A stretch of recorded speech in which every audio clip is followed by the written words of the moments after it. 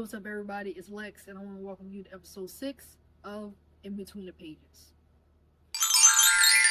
Today we'll be talking about rising action.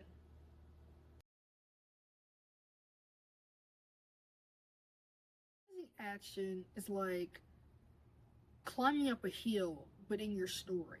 This is the moment that is exciting for your characters where they get to try something new, but also they're climbing as they're going. It's continuously happening to them. So it's not yet the conflict. You aren't there yet, but it is the moment where the problem, we have to figure out what the problem is, and they're going through the journey of the problem. Last video, we talked about our exciting incident that we all have. These big moments in our life that happen, but it's that moment that we take that first step. This is the second step. The rising action. This is a moment where the character faces their challenges. New obstacles appear, and also their problems become harder to solve at this moment. The moment that you decide that you're going to face the fear, that is that moment. So whatever that fear is that's coming to really consume you and take over, it is the I've accepted moment.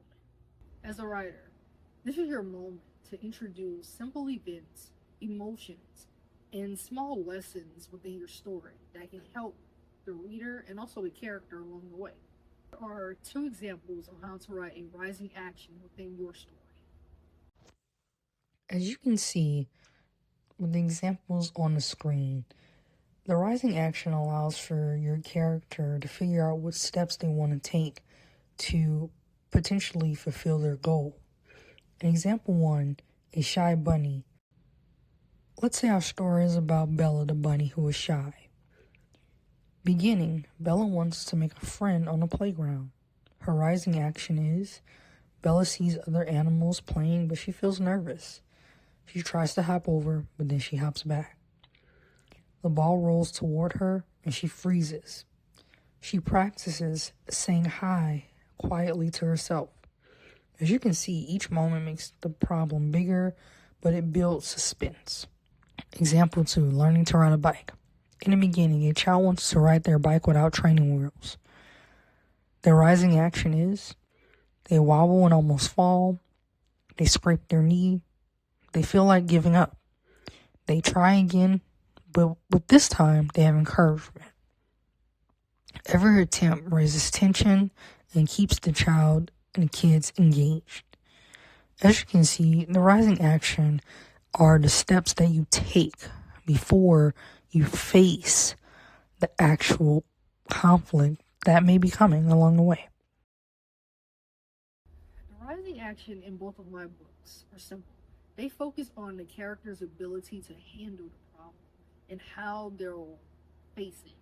So if you look at my second book, The Little Cameraman, he is dealing with bullying.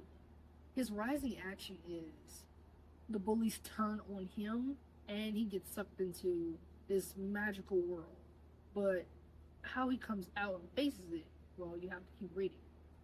The rising action in my first book, In Mother's Shoes, is right after the moment JoJo steps into her mother's magical polka dot shoes. You see this big poof that appears, and she's now in a different space. Moment, that poof, that swirl, that they are enter into that next dimension.